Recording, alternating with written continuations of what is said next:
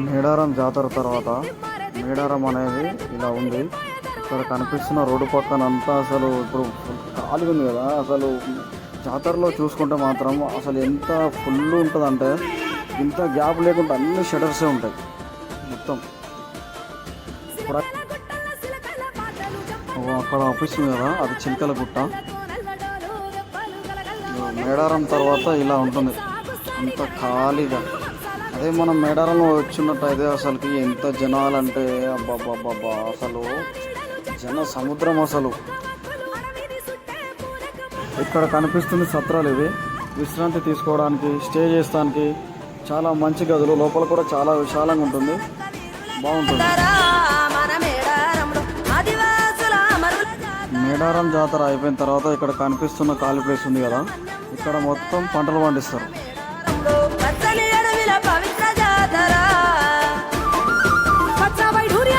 ఈ రోడ్లు ఇప్పుడు ఫ్రీగా కనిపిస్తున్నాయి కదా.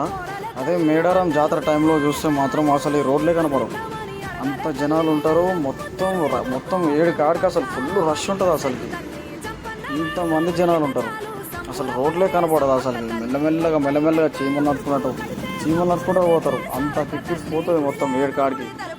అసలు మేడారం జాతర అంటేనే అసలు వేరే అంటే వేరే లెవెల్. అసలు చూస్తానికి అసలు 2 కళ్ళు కూడా సరిపోవు. అసలు అంత గొప్పగా జరుగుతుంది ఇక్కడ మేడారం జాతర అనేది.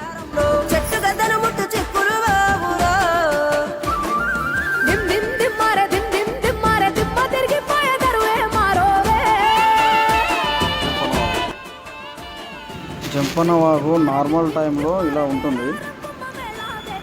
అదే మేడారం జాతర టైంలో అసలు మామూలు ఉండదు. అసలుకి జాతర అసలు చూస్తున్నాం కదా. జంపన్న వాగు మేడారం టైంలో జాతర అసలు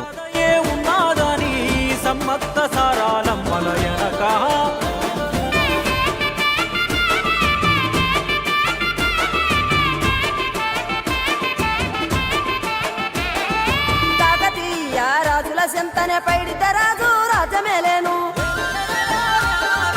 కన్ను కట్టమని పాతాపరుద్రుడు పైడితే రాజుకు కబురు పంపేను.